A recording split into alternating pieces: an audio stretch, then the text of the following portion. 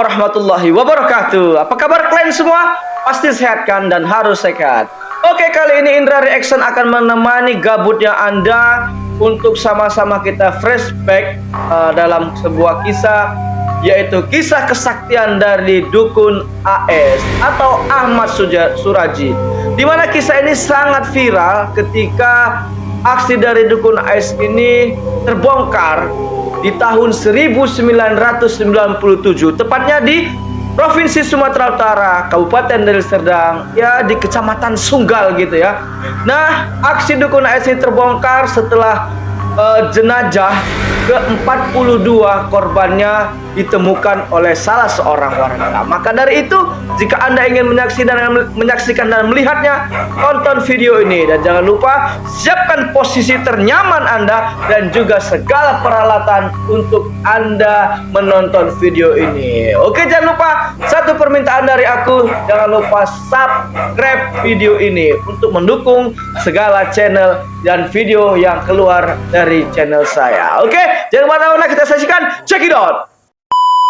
Hai guys, thank you udah klik ya video ini. Aku mau ajak kalian kita reaction dari kalian semua udah pada channel YouTube siapa. Nah, tapi Rizka Wadiono. Tahu deh kayak gimana. Kenapa aku memilih channel YouTube ini? Karena abang ini mengumpulkan data dari peristiwa ini sangat-sangat jelas. Kalau menurut aku, karena aku sudah melihat dan ini sangat-sangat tercengang dan juga membantu ilmu pengetahuan kita akan betapa saktinya dan juga kejamnya Bapak Ahmad Suraji atau yang dikenal dengan Dukun AS. Dan cemilan kalian siapkan juga posisi ternyaman menurut kalian kayak gimana. Jadi kalau udah nyaman, udah santuy, nah jadi soal ini yuk kita bahas. Dukun AS lahir dengan nama Sagimin pada tahun 1949. Dia lahir itu di desa Aman Damai, Deli Serdang yang ada di Sumatera Utara. Nah, Aman Damai ya, desa Aman Damai di Kabupaten Deli Serdang, tepatnya Kecamatan Sunggal. Nah, lokasi ini tidak jauh dari kediamanku.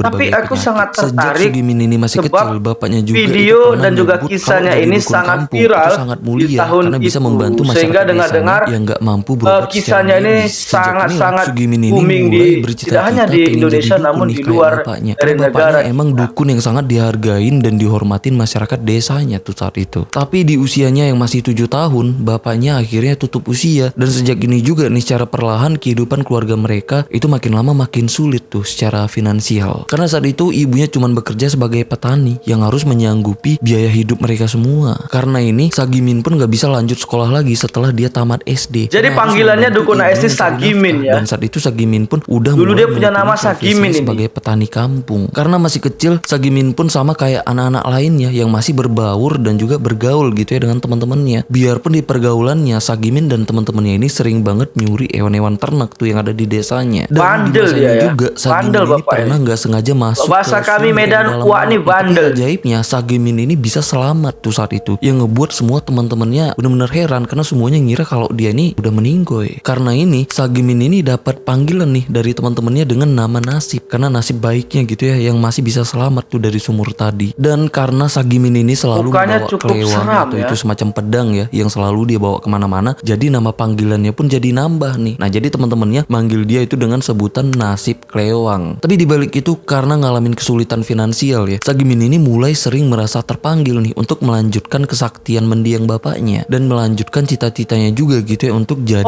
memang keturunan dari orang-orang yang mempunyai kelebihan atau bapaknya. Nah, sampai di usia yang udah 19 tahun Sagimin ini sehingga dia pergi ingin dari rumahnya untuk merantau ke beberapa wilayah yang masih ada di Sumatera Utara selama beberapa tahun. Ayah dari di masa merantau ini Sagimin kenal dengan seorang wanita yang bernama Tumini yang juga seorang perantau yang berasal dari Pekanbaru. Terus dia ini pun ngebawa Tumini ini pulang nih ke rumah ibunya, yang akhirnya mereka pun nikah tuh di sana. Nah, setelah nikah Sagimin ini merasa namanya ini kayak membawa sial gitu loh, karena saat itu mereka ini masih terus ngalamin kesulitan ekonomi, yang akhirnya demi kemakmuran yang dia percayai, dia pun itu ngerubah namanya jadi Ahmad Suraji dan berharap dengan namanya yang baru itu bisa mendatangkan berkah. Nah, jadi di sini kita nyebutnya Suraji aja ya. Setelah nikah dan ganti nama, Suraji pun mulai menghidupkan cita-citanya dulu nih untuk jadi dukun sakti yang dihormatin masyarakat, kayak mendiang bapaknya dulu supaya bisa meringankan ekonomi keluarganya. Karena desakan dan kebutuhan ekonomi saat itu makin lama makin sulit, karena saat itu ya Suraji ini udah punya satu anak perempuan tuh. Karena inilah Suraji ini mulai melakukan semacam ritual bertapa ke wilayah hutan selama beberapa bulan untuk mendapatkan kesaktian. Ahmad Setelah merasa Suraji ini ya. mendapatkan kesaktian ya, Suraji pun mulai buka praktik dukun nih di desanya yang menjanjikan kalau dia ini tuh bisa menyembuhkan penyakit goib. Nah terus entah gimana bisa ya, secara perlahan kesaktiannya pun benar-benar dipercaya nih dengan masyarakat desa di sana. Yang akhirnya mulai banyak masyarakat desa di sana berobat ke Suraji ini. Bahkan saat itu Suraji juga menjanjikan ya kalau kesaktiannya itu bisa memperbaiki hidup orang yang sedang terpuruk. Misalnya kayak pengen kaya atau pengen dapat jodoh. Bahkan dia juga menjamin ya kesaktiannya itu bisa menumbuhkan daya tarik pasiennya dengan susuk tuh misalnya. Karena inilah awal mulanya. Ini tidak dipungkiri ya, mungkin zaman sekarang ini hal yang seperti ini masih ada kayaknya ya. Ini mulai dikenal dengan panggilan orang ingin sukses jumpai dan dia itu mulai dihormati dan dihargai masyarakat desa. Ingin menjadi bukan cuma warga desa, karirnya bagus, juga pasiennya itu yang atau jabatan naik biasanya tidak wanita penghibur yang berasal dari kota dan ya, juga berasal dari luar desanya dan juga pejabat-pejabat daerah di sana yang mengharapkan bantuan nih dari kesaktian Suraji ini. Tapi di sisi lain saat itu Suraji ini yang udah punya 4 anak ya dari Tumini yang semuanya memang perempuan, yang padahal Suraji saat itu pengen anak laki-laki yang dianggap itu sebagai simbolis keberuntungan. Karena ini Suraji ini pun sampai nikahin adik kandung istrinya yang bernama Tumina. Nah tapi dengan pernikahan ini pun ya enggak menghasilkan anak laki-laki. Suka menikah dia pun bapak ini ya. Lagi adik kandung dari kedua istrinya. 3 orang istrinya kakak beradik ya. Menghasilkan anak laki-laki. Jadi yang gilanya nih ya, dia ini tuh punya 3 istri yang semuanya itu adik berkakak. Apalagi ya mereka semua itu tinggal di satu rumah yang sama, yaitu di rumah ibunya Suraji ini. Dan ketiga istrinya terpaksa ikhlas karena demi memperkuat kesaktian dan keberuntungan Suraji ini untuk mendapatkan anak laki-laki. Tapi dengan pernikahan kayak gitu, ibunya Suraji sama sekali nggak setuju, bahkan udah beberapa kali menentang. Karena ini Suraji pun itu sampai ngusir ibunya dari rumah ibunya sendiri loh. Nah karena ini ya ibunya pun itu terpaksa pindah yang masih tinggal di wilayah desa itu juga. Tidak hanya sakti, meskipun juga sama itu Suraji ini udah dipercaya sakti dengan orang-orang di sana, ternyata itu masih belum cukup karena Suraji ini masih bersikeras dan berusaha untuk bisa lebih sakti lagi. Yang akhirnya di tahun 1986 Suraji ini mimpi nih ketemu mendiang ayahnya yang sempat berpesan di mimpinya untuk meminum 72 air liur wanita dewasa yang udah meninggoy supaya dia ini bisa lebih sakti lagi. Dari sinilah Suraji ini mulai membangun dan mempersiapkan ritual kayak gitu. Yang awalnya ya dia nunggu kabar soal wanita yang meninggal itu di desanya, tapi ya lama banget, apalagi harus nunggu 72 wanita dewasa yang meninggal ya itu pasti benar-benar lama banget kan. Yang akhirnya disinilah dia mulai berpikir daripada nunggu, kenapa nggak dia aja yang ngebuat wanita-wanita yang ada di desanya meninggoy. Dan soal ini pun Suraji langsung menceritakan ke Tumini, istri pertamanya, untuk ngebantuin proses praktik ritualnya gitu loh. Yang mana di sini ya istrinya pun itu setuju-setuju aja. Suraji pun di situ mempersiapkan semuanya dan nargetin wanita-wanita yang akan jadi pasiennya. Karena saat itu emang banyak wanita yang mengharapkan jimat sakti nih dari kesaktian Suraji ini untuk meningkatkan daya tariknya. Korban pertamanya saat itu wanita yang berasal dari desanya yang bernama Tukiem nih, yang datang itu sebagai pasien ya, yang mengharapkan mendapatkan kesuksesan nih dari kesaktiannya Suraji ini. Nah setelah dia menghadap dan menceritakan apa yang diharapkan, dengan tenang Suraji pun jelasin nih, untuk mendapatkan kesuksesan Tukiem ini harus menjalani sebuah ritual, dan ritualnya juga itu ada beberapa syarat. Syaratnya Tukiem harus merahasiakan semua proses ritualnya, dan ritualnya juga itu harus dijalankan di tengah malam. Jadi di situ Suraji pun minta ke Tukiem untuk balik lagi di tengah malam harinya, karena udah diingatin ritualnya itu harus rahasia. Malamnya Tukiem pun benar-benar datang sendirian ke rumah Suraji nih secara diam-diam, nggak ngasih tahu ke siapapun termasuk ke keluarganya sendiri. Malam itu Suraji pun langsung ngebawa Tukiem ini ke ladang tebu yang ada di desanya, yang jaraknya itu 1 kilometer dari rumahnya Suraji. Memang lokasi dari Pak Ahmad Suraji ini tuh ya, karena memang udah tengah kalau kami bilang tuh perkebunan ya, banyak perkebunan tebu dan setelah yang dimiliki oleh PTP ya kan, perusahaan BUMN dari pemerintah. Kalau proses ritualnya Tukiem ini mengolah tuh harus gula dikubur ya, setengah atau badan memproduksi menghadap ke gula. rumahnya Suraji ini gitu loh. Dalam keadaan Tahu saya tangan sampai dan sekarang kakinya pun masih diikat banyak dan juga dikelilingi setengah badannya dengan itu telanjang tebu-tebu. sampai terdengar suara ayam berkokok atau matahari terbit. Setelah menimbang-nimbang akhirnya Tukiem pun setuju dan ngikutin perintah Suraji nih untuk menjalankan ritualnya. Setelah Tukiem dikubur yang cuman menyisakan setengah badannya, barulah di sini Suraji ini beraksi nih ngebekap mulutnya sambil mencekik Tukiem ini sekuat tenaganya sampai Tukiem pun di sini bener-bener nggak bergerak lagi. Barulah dia ngelepasin bekapannya dan langsung ngisap air liurnya. Nah setelah itu ya barulah dia nguburin seluruh tubuhnya di ladang tebu itu dengan posisi menghadap ke arah rumahnya dengan tujuan supaya ritualnya itu benar-benar manjur untuk memperkuat kesaktiannya. Karena menurut kepercayaannya ya begitu. Besoknya keluarga Tukiem mulai resah karena saat itu Tukiem dinyatakan hilang. Mereka udah cari kemana-mana ya, tapi Tukiem nggak pernah ditemukan. Jadi saat itu nggak ada satupun yang tahu kalau Tukiem itu udah habis di tangannya Suraji. Jadi di sini Suraji ini benar-benar berhasil bisa mendapatkan apa yang dia mau dan semuanya memang sesuai strateginya. Dan setelah ini ya Suraji pun mulai memburu korban selanjutnya. Sampai-sampai Suraji ini terus berhasil ngumpulin korban-korbannya selama 10 tahun. Karena dari tahun 1987 sampai tahun 1997 Suraji ini udah melakukan ritual kayak tadi ke 42 wanita yang semua tubuhnya dia kuburkan di ladang tebu, lokasi yang sama kayak di awal, yang semuanya dia kubur itu dengan posisi tubuh korbannya itu menghadap ke rumahnya. Tapi di sisi lain selama 10 tahun itu juga desanya itu benar-benar mencekam banget karena banyak wanita-wanita yang hilang misterius di desanya yang nggak pernah ketemu. Bahkan puluhan wanita ini itu dianggap hilang tanpa jejak tuh saat itu. Karena saat itu belum ada yang tahu siapa pelakunya. Sampai Suraji ini pun dengan tenang dan leluasa terus memburu wanita yang akan jadi target selanjutnya. Jadi terbongkarnya ritual Suraji ini semua bermula setelah Suraji ini melakukan ritual ke korban terakhirnya alias korban ke-42-nya nih yang bernama Sri Kemala Dewi di tahun itu, yaitu di tahun 1997. Ini korban terakhirnya yang jadi awalnya ke-42 ya, Sri Kemala Dewi ya, Kemala Dewi. Desanya Suraji ini ya, Nah benar, sama 97 kayak ya. pasien-pasien Tahun lainnya, 97 sudah mulai terbongkar kasus dari kesaktiannya Pak Suraji dan Dukun saat itu AS. Sri ini juga udah siap menjalankan ritualnya dan juga syarat ritualnya kalau ritualnya itu harus rahasia. Setelah siap, Sri pun pamit ke orang tuanya dengan alasan kalau dia mau silaturahmi ke rumah temennya yang ada di kota Medan. Nah setelah itu ya, sorenya Sri ini naik becak diam-diam ke rumahnya Suraji. Setelah nyampe di tujuan dan sebelum turun dari becaknya, Sri juga itu udah pesanin ke tukang becaknya, jangan kasih tahu ke siapapun kalau dia ini turun di Saking rumahnya takutnya Suraji. ketahuan orang Becaknya tua, pun korbannya berkeliling. ini Setelah itu, berbohong Sri ya pun turun dari pada becak orang dan tuanya masuk ke rumahnya kalau dia Suraji. mau Yang mana pergi di ke situ Medan. Nah Sri Medan isi dari menjalankan